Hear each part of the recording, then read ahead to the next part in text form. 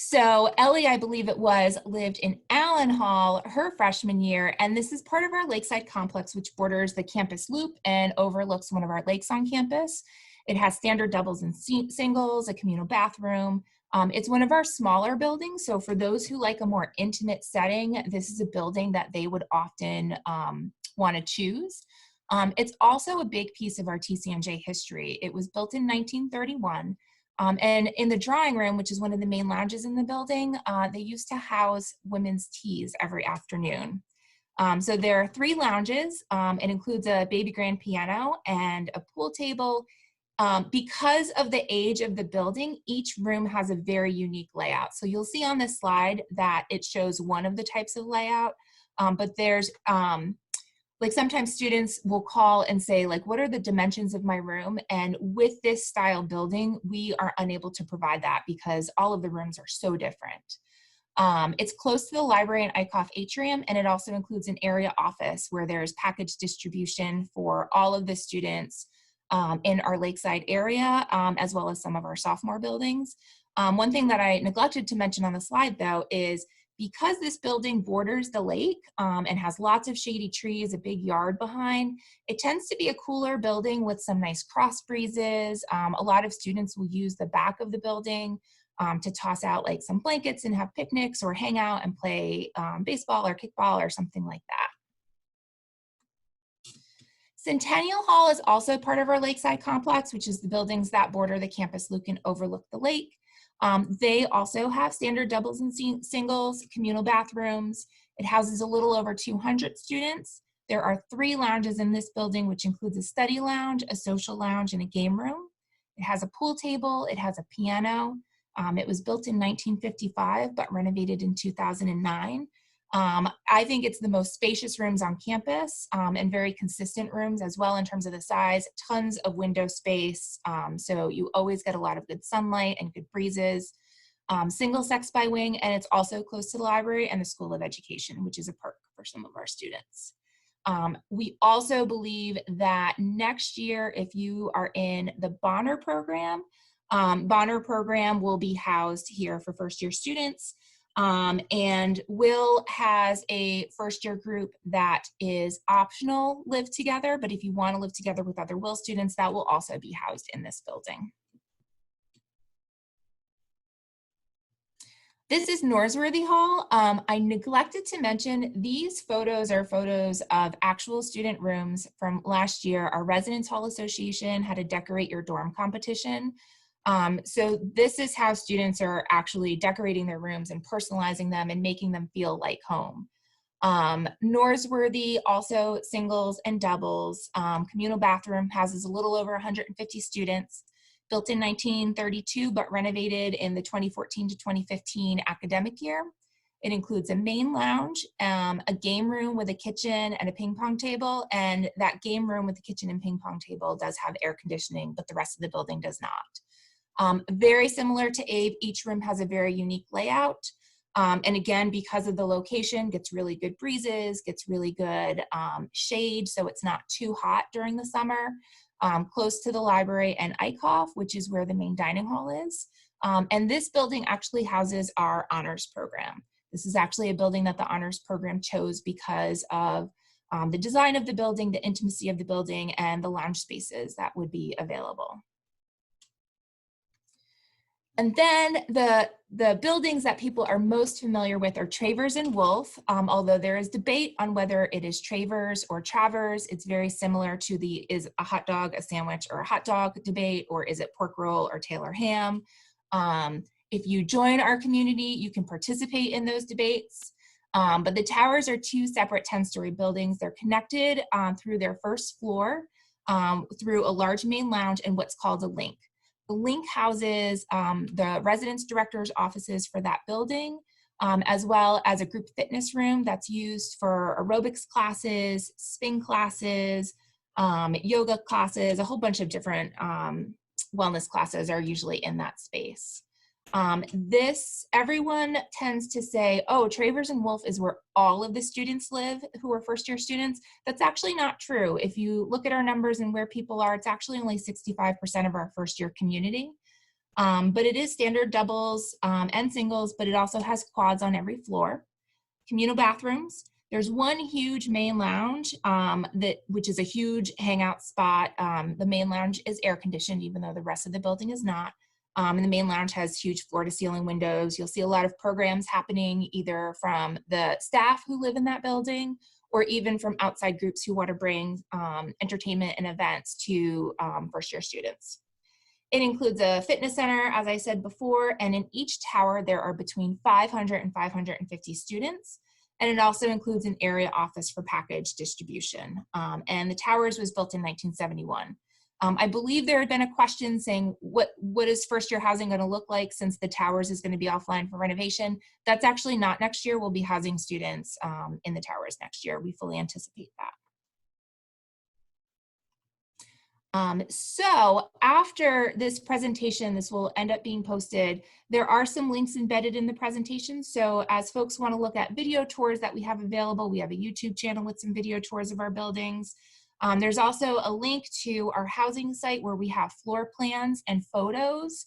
So if you want to see like how many rooms are on a floor, or where is the laundry room, or is there a kitchen in this building, you can kind of see that on the floor plans.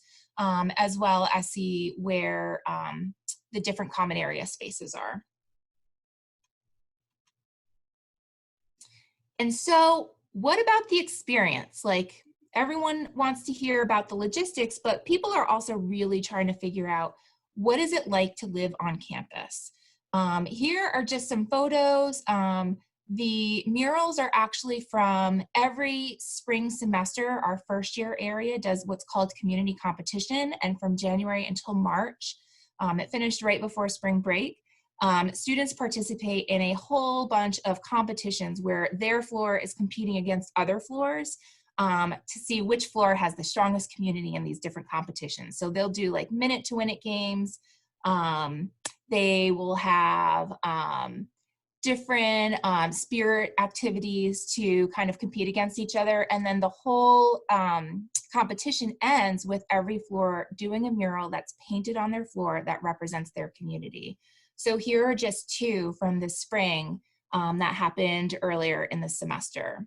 Also, wellness is a big piece of our experience. It is a huge transition going from being a high school senior to being a first year student. And as Ellie was talking about, really kind of learning how to navigate like this new schedule and that level of independence, like deciding when you have to sleep. Your schedule with your classes will not be like a high school. You go to school at 8 o'clock, you're out by 2 o'clock, and then your extracurriculars are 2 to 5.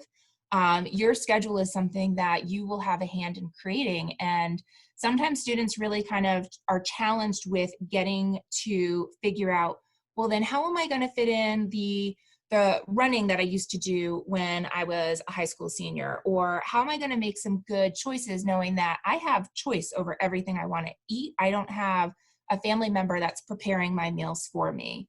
Or what am I going to do when I start to feel stressed out because college work is more independent? And so that places a lot more ownership on the student, and that can be stressful. So the self-care check-in is actually something that one of our areas did in Lakeside after students left to go home and do online instruction, to make sure that students were still remembering these things and still taking care of themselves, because we want all of the members of our community to be taken care of. We want you to practice self-care, and we also want you to care for others. We also, we try not to compete with a lot of other campus events going on, because one thing that is signature of the TCNJ experience is you cannot look at a day on the calendar without seeing at least 5 to 10 different things that are going on that day. But we do recognize that our role on campus is to create community. So we do that by the community competition, like I talked about. There was an Oreo tasting competition. I know that seems like it's not very health and wellness related. I don't know if you know this, but there are 45 different flavors of Oreos. And so our staff had gotten a collection of Oreos, and they had an Oreo tasting competition, but they did it while they were going over pause and learning how to select classes and register for the next semester. I talked about health and wellness. Relieve Your Anxiety was a program that one of our staffs did. It was drinking tea, mindful meditation practice, and then people sharing what helps them manage their anxiety and manage their health and wellness. So a lot of these types of activities are just things that we do to support US students, to help keep you connected to the community, and to make sure you can see who your support system is when you're here on campus. So what does this all look like? I'll talk about the positions we have in a little bit, but we have CAs who are the kind of the floor leaders. They are staff members. They host floor meetings to make sure that students have access to all of the resources.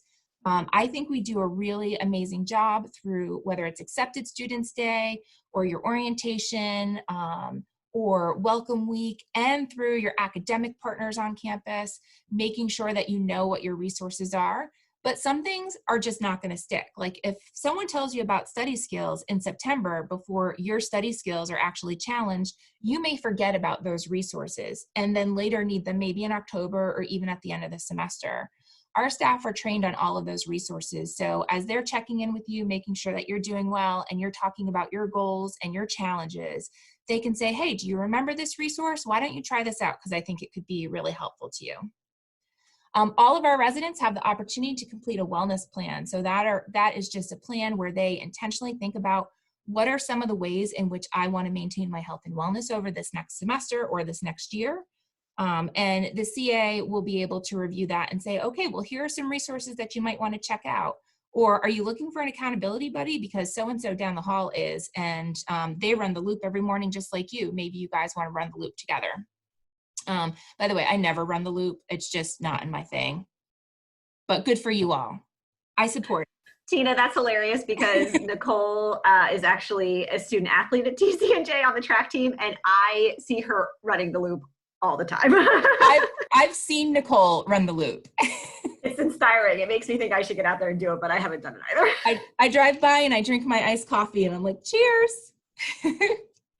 But we have formal and planned one-on-one conversations. Our CAs really, really care about our residents, and they want to make sure that you feel connected and that you feel like you have the support systems in place that you need and you understand how to navigate campus. And they are basically experts in that. And also, I know that there were some questions related to how do we deal with roommate mediation or roommate conflicts, and we'll talk about that a little bit more later, but our staff are trained in that. So they will help prevent conflicts on the front end before there's even a conflict to begin with some of the tools and the resources they use, but also if things come up, and they generally do, anyone who has lived with anyone, whether it's a family member or a friend, you know, things happen, like miscommunication occurs, and sometimes you need help in dealing with that. Our staff can help you go through that. So who are the people in your neighborhood? I mentioned the CAs. There's 1 to 2 CAs on every floor, depending upon the size of the floor. They're undergraduate student employees with more than 100 hours of training related to community development, cross-cultural competence, communication skills, listening skills, conflict management, crisis response, all of that. We have a very rigorous selection process. Every year we have about 200 applicants and only 50 positions that are open, because we also have a lot of our student staff members who choose to remain in the position for the 2 or 3 years that they are eligible to stay in the position. And I did see one of the questions that came up is how someone already knows that there are CAs and how do you become a CA? Every fall, usually around October, we'll start rolling out info sessions, and any student, whether you are a residential student or a commuter student, can come to those info sessions and learn about the application process. The applications are usually due at the end of the fall semester because our interview process happens in the beginning of the spring semester. And you can have a job your sophomore year and some great leadership experience too. Lindsay, do you want to talk about orientation leaders? I would love to. So the three amazing students we have here today on, it's really exciting there with my hands, on our webinar today are staff members in my office. So the Office of Student Transition employs about 75 student staff to assist you with your transition to TCNJ every year. And about 60 to 65 of them are orientation leaders. And those student leaders work primarily with our incoming first year students. And that's what Ellie and Rupak and Nicole have done over the course of the last couple of years on my staff. The ratio is typically about 25-1. I did the math last night. So what will happen is that over the summer, it'll look a bit different. It's not as structured, but during welcome week, I assign it's typically 2 per floor, generally speaking. So in the towers and Travers and Wolf, it's typically 2 per floor. Some of the larger floors in Centennial have 3. Our commuter students typically have 3 or 4. And then Abe, because it's a little bit smaller in Norsworthy, it might be 2 per building, right? So depending on that, it averages out to about 25-1. They partner with the CAs on campus. So your CA is really kind of that person who lives on the floor and who is helping you navigate through conflicts or issues inside the classroom, whatever you have when it comes to kind of living on campus in that residential experience throughout the year. The orientation leaders kind of bookend on the front, right? So they're going to help you through the transition over the summer, answer questions more broadly outside of just kind of living on campus. They can share their experiences for that, but they'll talk about other things. And they're kind of helping you navigate that transition to kind of get started here at TCNJ. They still usually remain really close with their floors throughout the year. And they typically have a really good setup with the CAs to where they kind of come in and jump in and visit from time to time. They have been known to, bring ice cream and other fun things on the floor occasionally there. But they have very distinct roles. And the OL piece is certainly on that kind of transition piece, but then your CA is really going to be that person in residence who's helping you navigate some of those more serious concerns, although the OLs have hours upon hours of training in all of those items as well that Tina was talking about a bit with the CAs. You're going to meet them. They're coming. Oh, and then for my transfer students on the call, don't want to neglect you. I have a staff of, I think this year it's going to be 8 Griffins. So our Griffins are student leaders that work exclusively with our incoming transfer students. And the difference there is that they are all former transfer students themselves. So you get them in a mentoring capacity. So they're going to help with the transition. And then they're also going to kind of work with you throughout the first semester. So for both groups, we're looking actually to change some things up in terms of different types of programming throughout the fall semester to kind of help continue your transition, almost like an extended orientation capacity. But just know that we have amazing students. I mean, this is easily my favorite job. Part of my job is working with this staff, and it is a paid position as well. So if you're interested and you have a great transition and you're interested in kind of giving back, I think the best part about this group is that they all genuinely care about helping and answering, student questions and helping make it a little bit easier for you, as evidenced by the fact that when I sent the email out and said, hey, I know this webinar is at 9 a.m. on a Saturday, I was like, who's going to sign up? And I picked these 3, but I had probably about 10 to choose from, which I think really just speaks to how much they care about you. So thank you. So we also have a few other types of staff that are in the residence halls. And I'm not going to go over them super deeply, but desk assistants are front desk assistants or area office desk assistants. They are folks who do mail distribution, sign-in guests at night. They kind of lend towards some of the security measures we have in the halls, but this is also a student employment opportunity that anyone can start, even like your first day on campus. You can apply for that position. And we have a student manager of residential operations, which is more of an operations manager, making sure the common areas have had their repairs done in a timely manner. They're overseeing to make sure that we have the right coverage at all of our offices. Those are generally upperclassmen. And then the residence directors. So we have 1 residence director for every building or complex. We have 7 across campus, and they are full-time live-in professional staff members. They have master's degree in college student development or similar academic areas. And they oversee the day-to-day management of the halls. They help supervise the student staff and support the students who are living in their hall in any way that they may need to. They also create the educational programming that complements students' co-curricular experience. And they provide after-hours crisis response throughout a duty rotation. Whenever offices are closed and students are in residence, there is a professional staff member who can respond for any kind of emergency situation. And I love that students are asking about safety and security, because I know that it's something that's very important to me. As you can see from this very robust list, there is a lot that we do to make sure that our students are safe in our residence halls. In order to get into a building, you have to swipe with your ID card, and if you are not a resident of that building or have access because there's a mailroom or a packaged space that you can have access to, you can't be in there unless you have a host letting you in. We require guest sign-in from 8 p.m. until 2 a.m. And I talked about the duty situation. So we have student staff members as well as a professional staff member who is on duty. And we have really, really good partnerships with campus police, the Dean of Students office, which apparently was so important I put in there twice, as well as student conduct, because they're important partners as we work to make sure our residence halls are safe and allow for students to really focus on their academic pursuits.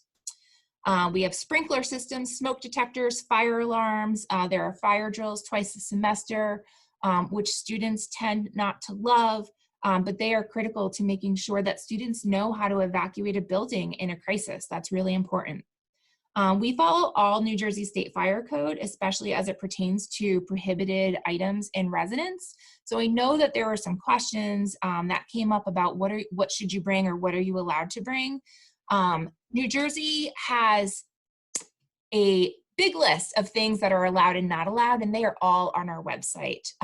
But as people make decisions to come to TCNJ, we have separate mailings and information that we send out to students to help them prepare if they're choosing to live on campus. That gives you a sense of what you can bring and what you shouldn't bring. And then, as most campuses will see, you have blue light phones and emergency phones in residence halls and throughout campus spaces. However, all of those things have a limited value if we do not partner effectively with our students to keep our spaces safe. So I kind of describe the residence halls as like a neighborhood watch. Having doors where there's swipe access is only limited. It's only so effective if you have a student who just wants to be a nice neighbor and is just letting someone in follow behind them. If you don't know who that person is, you shouldn't be allowing that. I would like to encourage students to think about their residence hall as their house. So would you let someone just follow you into your house? Probably not. I hope not. But it also includes things like locking your door. So sometimes students just think, oh, well, my room in my residence hall is like my room at home, and I don't lock my bedroom at home. But if you're living in a residence hall with another 100 or so students, maybe even 500 students and their guests, do you really want to keep your door unlocked? And just make sure you are responsible for your guests. Your guests know the policies. The policies are not there for us to be a pain in the butt because, you know, they're not really that fun to enforce. They're really there to protect the safety and the security of our students. Anything to add from our OLs on that? Yeah, I mean, as it pertains to safety, I've never felt unsafe ever before, like in my time at TCNJ. I think that there is a lot of protocol that has always made me feel safe, and just like always like buddy system if you're going like outside the dorm, like at night, maybe stuff like that. Like I think like if that once makes you feel safer, then I think that's something that I did with my friends. If I wanted to go outside for a stroll or something like that, I don't know, at night. But I think I always felt safe. I never felt concerned. And one thing I forgot to add is, you know, say you're up late at the library studying, and then you want to walk back to the towers, which is a decent walk. Our campus is small. It's not that long of a walk. But if you're doing that really late at night, you can also call campus police, and they'll send an escort if you want someone to escort you back to your hall as well. And I have a link in there with our campus crime statistics, and it details some of the safety practices that the college overall does, even beyond residential education.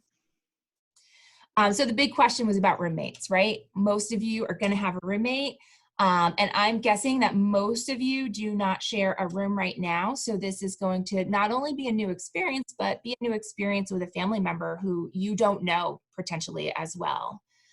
More than 95% of our students, our first-year students, have never shared a room before. Living with a friend or an acquaintance sometimes feels like security, to students because the devil you know is better than the devil you don't know. Is that like a saying or something? However, one of the benefits to living in a first year residence halls is meeting new people and expanding your community. And if you want to live with a friend or an acquaintance, then, you know, go for it. But first, think about, does this person and I have the type of relationship where if we are suddenly going to struggle with things like guests coming over, or they are getting connected to a different social group that I'm not part of, am I going to feel left out, or vice versa? Am I going to be able to talk open and honestly about them? Or am I going to feel like, one, I've lost my support person to complain to because that's the person I'm complaining about. And two, I don't want to hurt her feelings or his feelings or our relationship. That's a real struggle that students have that they don't think about before selecting a roommate. And it's not just incoming first year students. I've seen it with sophomores and upperclassmen as well. So I encourage people to think about, I'm not trying to be the Debbie Downer, but conflict is like a natural process of relationships, regardless of whom you live with. The key to overcoming it is to be able to talk about your expectations and share where you're coming from, but also be willing to listen to that other person. You can do that potentially with a friend, and you can do that potentially with a stranger. Sometimes it's easier to do it with someone you don't know well because the risk is lower if it doesn't go bad. So all of that expectation or worry kind of dissipates and allows you a lot more flexibility in resolving a problem. So things to think about as you are either A, choosing a roommate, or B, deciding how to answer when you apply for housing. If you apply for housing, there will be 4 questions. And those questions are about what your sleep hours tend to be, your need for quiet in the room for study conditions, your level of cleanliness, and what you're expecting in terms of socialization. I encourage you to think not what you do now, because what you do now may be more structured than what you will do when you might have a night class or you might get involved in a co-curricular. So think about what you anticipate it being when you answer those questions.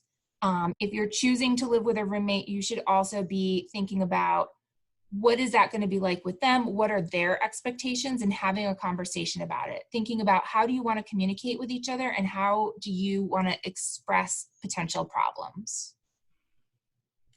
And we have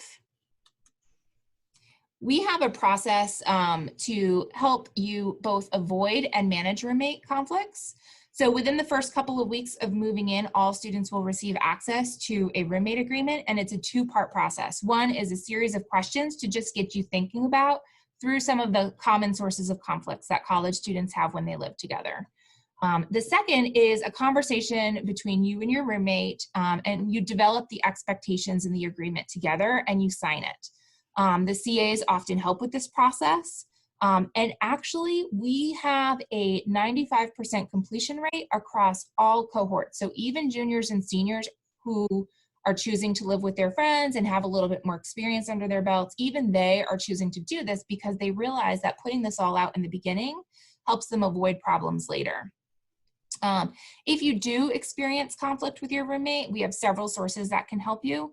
One is to do conflict coaching with your CA. They can help kind of help you figure out where is the conflict. Sometimes people just don't know. They're just irritated and they're overwhelmed and they don't understand. The CA can kind of help each party figure out where is the source of the problem and how can we come to some kind of compromise on repairing this. If that doesn't work, there's also always your residence director. That's that professional staff member. But also we have a mediation program on campus with mediation peer educators who have had, I think, 36 hours of training who will do conflict management with groups. They've done it with student organizations, they have done it with clusters of friends, and they've also done it with roommates. So those are 3 options for you. We usually don't have an abundance of spare room, so if you have a problem and just immediately want to change, sometimes that process, especially in the fall when we're really full and don't have a huge vacancy rate, sometimes that can be really challenging. But we do have options like one-to-one room swaps, or as spaces become open, using that if we need to. I believe, though, some of our OLs might have some experiences that they would want to share. Yeah, for me, actually, so I decided to go random my freshman year. So in that, you're supposed to take a little survey, just talking about your preferences, things about the way you live. And I can't tell you how important it is to be completely honest with yourself with the way you are. I know it's easy, like when you're going to college, you're like, oh, now I'm going to wake up at 7 a.m., I'm going to go to the gym, it's going to be like a whole new me, a whole new lifestyle. Like, definitely know, like a lot of people might fill out that survey like considering what I want to be, but it's really important to really recognize what your preferences are, because I was put in a situation where I had a roommate and I didn't know her, completely new experience, random, and we were very, very different in our living preferences. And we had a lot of conflict, especially in the beginning, and it was really hard to communicate with her and understand like kind of like what was going on. So eventually we ended up talking, and I was like, she would get up at like 3 a.m. to do homework, and I was like, oh, this is really not cutting it with my schedule. Like, so we just live very differently. I know that works for some people, but it wasn't working for me, and I wasn't expecting that. So she actually straight up told me she lied in her survey. So we were not compatible and we were paired together. So it got to the point where I was really overwhelmed with the situation. She was too, like definitely I was not the person she was expecting to be with as well. So we talked to our CAs just to kind of look over that contract we made, like how can we make this work? And even though we weren't really friends, we always tried to be like cordial with each other and understood that we were going to have to live with each other for the entire year. So even though she wasn't like my best friend, like made my best friend out of my roommate, I had great friends on my floor, and it didn't take away from my first year experience at all. But it was just something like I had to like deal with, and I think it's just important, even if that happens, to be respectful and just try to communicate as much as possible and talk to your CAs if you need help. But it's still a good experience on my floor. Yeah, so for me, it was definitely a similar situation to Nicole's.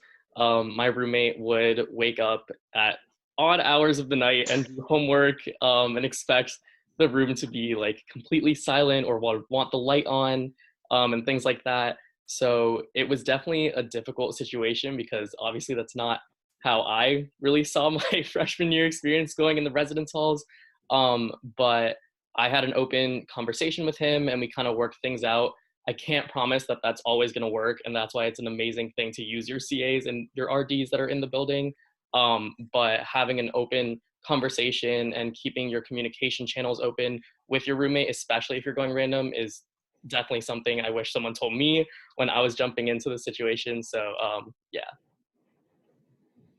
And definitely to add another point, sorry, I know people that have gone random and then be their best friends. So it can really go either way. Just because you go random does not mean you're going to have a conflict. That was just like what happened with me, and we dealt with it. But I know people that really had great experiences with it, as long as you're honest about your survey, really. Yeah, like I was random with my roommate, and we were able to get along really well. She didn't become my best friend, but I have had people who have gone random, like Nicole said, and they became best friends. But like, you do have to be honest with yourself, and then you do have to like be able to communicate with one another if issues do arise.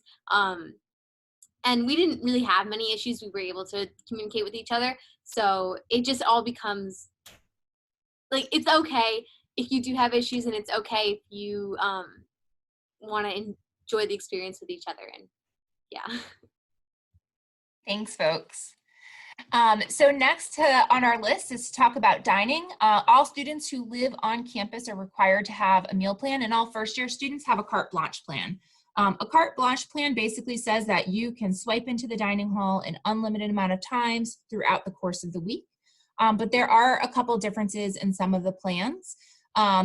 If you are a breakfast eater, then you would probably want to do carte blanche plus A or B, because that is all day access to ICOF.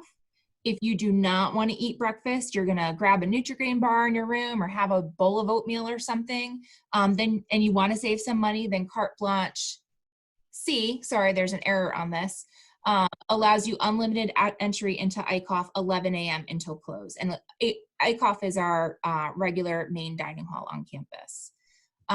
We also have what's called Meal-Equiv, which allows users to forego their unlimited swipes into ICOF from 11 a.m. until 1:30 p.m. in exchange for purchasing $8.60 worth of food at another location. So if you really want to have a burger in the Brower Student Center, or you want to grab some sushi or something like that, you can do that. And all of our plans have points. 1 point is worth $1, and that's to use at any of our cafes on campus. It's to use at Traditions, which is our sit-down dining, serve you restaurant, or any number of coffee shops on campus. Students, what would you want to say about dining and navigating dining successfully as a residential student? Yes, so Meal-Equiv, take advantage of it. It is honestly one of the best parts of the day, and it kind of takes a while to get used to. Once you do, you get right into it and you get into your schedule. And like Tina said, from 11 to 1:30, that's when you're given $8.60 of free points. So you can get a sandwich, a drink, chips, a little dessert if you want to. That usually covers Meal-Equiv. And I love going to all the different places on campus because it gives you kind of a little midday break from Ike Hall, and Rupak and Nicole will explain how within Ike you can kind of navigate your way through that. But so like the Education Cafe is one of my favorite places. The Lib Cafe and the Student Center, they take Meal-Equiv, and I believe Traditions also does too. Traditions is the little restaurant on campus, and it's just another alternative to eating on campus. And my friends and I, we love to navigate our schedule around Meal-Equiv too. So we communicate with each other within our classes and within our activities, when we can see each other and get lunch. And it's usually within the Meal-Equiv hour. So definitely take advantage of Meal-Equiv. It's my favorite part of the day. And yeah, I love it so much.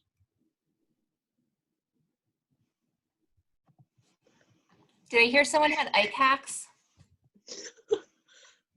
Yeah, so Eichhoff Hall is the main dining hall. We call it Ike. So when we go to Ike, there's a lot of different stations you can kind of get food. There's a sandwich station, which I think is the best station. Then there's just kind of like the one station called Quimby's that like changes every day. Then you got like the pasta station. There's the grill section, there's a burrito section, there's like seafood, like kind of like the wok section. There's like a lot going on, so you can kind of navigate, but sometimes like when you're going to the dining hall, it could get old, you know, as anything else does. Like you're eating, if you're eating the same thing every day and you're like, I'm gonna have pasta like tonight and do it every day of the week, it's gonna get old. So I think it's important just kind of mix and match like what's going on, try new things in the dining hall. So even like I know something that I would do is I would get like the grilled chicken from the grill to put in my pasta, and I get some peas maybe from like the one that changes every day, and I mix it all together just to like have like a change of pace or something like that. So I think it's important just to try your options, like look around so you don't like eat the same thing like every day. Yeah, so the same exact thing that Nicole just said. It's definitely if you eat at the same place for 3 meals a day, which you probably will as a first-year student, it can get old, but it's all about what you make of it and how you can create like new different foods. So for one thing that I remember doing when I was a freshman was getting a baked potato, which they had at the vegetarian station, and then going to where they had the bread and putting like butter on it, going to the salad bar and like decking it out with different ingredients from the salad bar. So that's something that I really liked. I also made chili cheese fries with the fries from the grill, and then the chili that they had and the cheese from the salad bar. So there's a bunch of different options. You just kind of gotta go around and kind of see what you're working with in terms of ingredients and how you can make the best meal for you that day. So yeah. Rupak, I think I'm going to hire you to start doing my meal planning. So here are just some important dates and deadlines, and we also have some resources at the end. So when we post this, you'll be able to link directly to some of the resources that we have talked about today. Just to answer a few more questions that I know that had come up that had been submitted in advance. Someone had asked about needing medical accommodations. Those Yeah, I covered, Tina, I Oh, you covered did? that. Yeah, we've been Oh. answering pretty much throughout, but let me give you one or two of the ones that have been coming up a few times Okay. that I've been seeing. So a couple questions about which floors are considered co-ed or which halls have co-ed floors and which ones don't. A couple people asked about that. So all of our buildings are co-ed and most have co-ed floors, meaning there could be a double with 2 female students next to a double with 2 male students. The exception to that is Centennial Hall. That is single sex by wing. So if you are on the 3rd floor Lakeside wing versus the library side wing, the Lakeside might have females and the library side might have male students living there. Great. Second question, can you lift beds on risers? A couple people asked about that. No for risers. They are a safety hazard. They can very easily break, especially with the weight of our beds. But you can actually bunk your beds if you want to in most of our spaces, and our beds in many cases you can rise the bed to fit things underneath. So your bed might have a low setting and then a higher setting depending upon how you want it set up. And then do they get to request which building they live in? So roommate Yes. requests are, we tackled that. And for anybody who wasn't in the chat, my presentation that I do for Accepted Students Day, which I put the link in the chat, and it's also on the virtual ASD site, that covers all your nuts and bolts about when you're requesting roommates, the application process, deadlines. So go back and watch that, because I go into a lot of depth about that, but this webinar was, we wanted to kind of tackle a little bit more about the actual living on campus piece, but go ahead and address the requesting of the buildings. So yes, this year you will be able to rank order your building. So I definitely encourage you to go to that link that I had so you can look at the floor plans of the building, the sizes of the buildings, and pictures from the buildings. Yeah, we do have for our 1 or 2 transfer students. So we house by cohort here at the college. So all the first-year students live together, all the sophomore students live together, and then all of the junior and senior considered upper class students will live together. So for transfer students, your application process is a bit different. And again, that presentation that I linked you to does cover the transfer application process as well. But you're going to be placed based on where we have availability within whichever cohort you belong to, and that's going to be determined based on the number of credits that you have coming in. And then, obviously we do same sex for the rooms. So if you're a female coming in, you'll be room paired with a female roommate where there's an open space, and then male to male as well. Okay. I think that was more of the bigger picture. Actually, one more quick question for you, Tina, and then I'll shift to the students for 1 or 2 questions. Cleanliness, a couple of people asked about what the frequency with what the bathrooms are cleaned on the residence halls. And I believe the majority in the first year areas are communal bathrooms, but are there some as you kind of move up that have private bathrooms or suite style bathrooms? So sophomores, juniors, and seniors, I'm just quickly going through, all of those areas have private bathrooms, which means that in those areas, you're responsible for providing your own toilet paper and cleaning your own bathroom. So the benefit to being a first-year student is you don't have to clean your bathroom because it's doing it for you on a daily basis. Awesome. All right, students, we had a couple of questions, and of course these things we always just go so fast and always run out of time at the end. But one of the things that came up is the questions, for those of you who registered early and submitted some, there were a handful of questions about kind of like the weekend vibe, right? Like what's it like living on campus? We've covered a lot of the nuts and bolts about safety and security and cleanliness and bathrooms and room setups and things like that in the specific residence halls, and the value, right, that you get from that experience. But I was hoping that maybe 1 or 2 of you could touch really quickly on what life is like nights and weekends, and what it's like living on campus, but then that outside of class piece. Yeah, so there are, like Tina said, there are so many different activities going on. I know one in particular, the Recreate Your Nights, which are put on by the Recreation and Wellness Department. They have stuff on like Tuesdays and Friday, Saturday. And so those are just like different craft events or different like wellness events that you can go to with your friends. And then sometimes there are different plays going on that I know the theater clubs put on, or there's different sports games and stuff that are, and Nicole probably could touch upon that, but like there's always something different to do. Or if you just kind of want a night in with yourself, with your friends, I know my friends and I would always love to hang out in my dorm, and we would watch movies together, and we would just kind of hang out and chat. Or you can do that in the communal lounges. And so there's always something to do. You just kind of have to seek it out, or look on social media and see when things are happening. And yeah. Yeah, for me, I know that actually when I was coming to TCNJ, I had heard like through the grapevine that it was like a suitcase school, like commuter school, and I was really nervous about that when I first started. And I can't tell you how wrong and misjudged that was. Like I came to campus and I was like, oh, is everyone gonna leave on the weekend? Like I know it's like a state school, and then I was like, oh no, like all my friends stayed. Like I probably went home 2-3 times all the freshman year. I really didn't want to go home. Like, sorry, mom and dad, but like I was having so much fun. Like I was having so much fun at school, and like it's like always an option. So I liked having like the option I could go home because I was like within 2 hours away from school. But for me, I always felt like I had something to do. My friends stayed. Like we always had fun together. There's a lot of events that Ellie was talking about. Like, so like you can go to the student center. I know there's like crazy events that they always are in there. There's like shows that they have if you're into music. I know we have like Wingo, like wing night and stuff like that, game nights. Like they always try to like make sure there's something to do.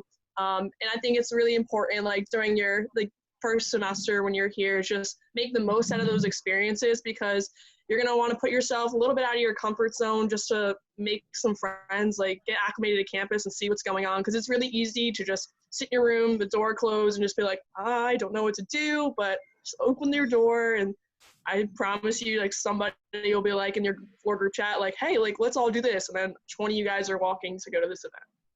Yeah. So I'm sure Ellie and Nicole and I will all tell you that as soon as you come to TCNJ, there's so many things to get involved in, and all three of us got involved in so much right from the beginning. And that's exactly how I was. So for me, on the weekends and at night, I would really just love sitting and hanging out with my friends. I would go to my friend Tim's room and we'd play guitar. It's really just a great experience to live on campus and to have like that open communication with literally everyone on your floor, on or off your floor, honestly. Living in the towers, especially for me, I would go to my friends' floors because we're all kind of in the same building, just on different floors.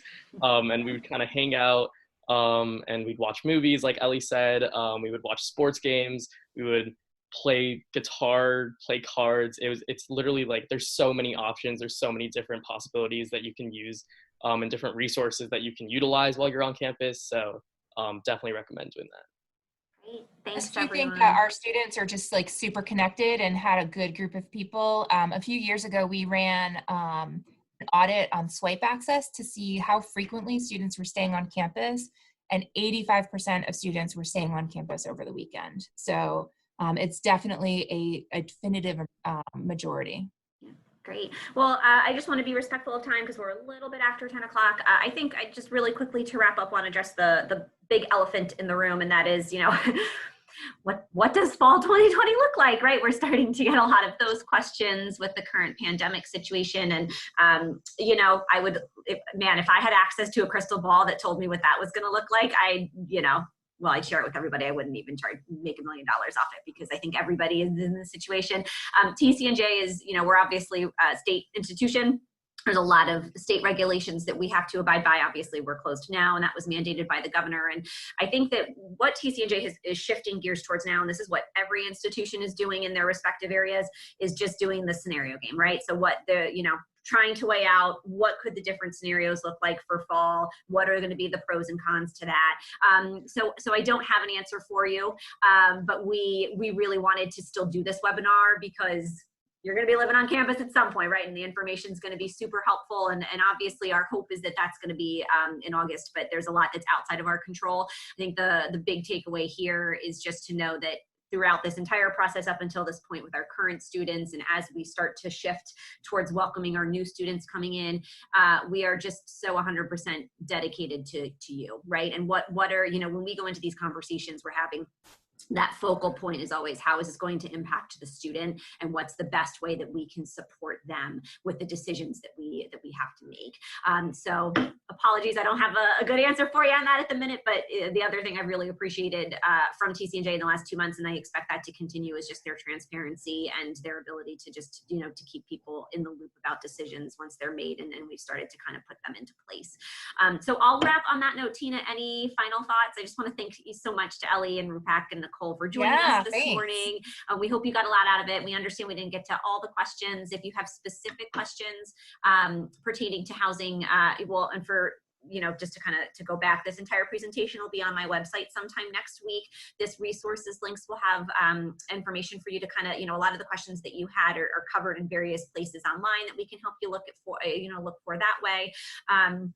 So these information will be available. If you have specific questions about resident housing, you can email those to housing@tcnj.edu. You can also feel free to email me and my office at studenttransitions@tcnj.edu. Those are really good starting points if you have questions going forward from here. But otherwise, thank you so much for joining us this morning, and we hope you got a lot out of it. And if there's anything that we can do to help either make your decision, or if you have already enrolled, welcome, obviously, to the family. And if you have questions at that point, we're here, and we're willing and able and more than happy to help get those answered for you. So thank you so much.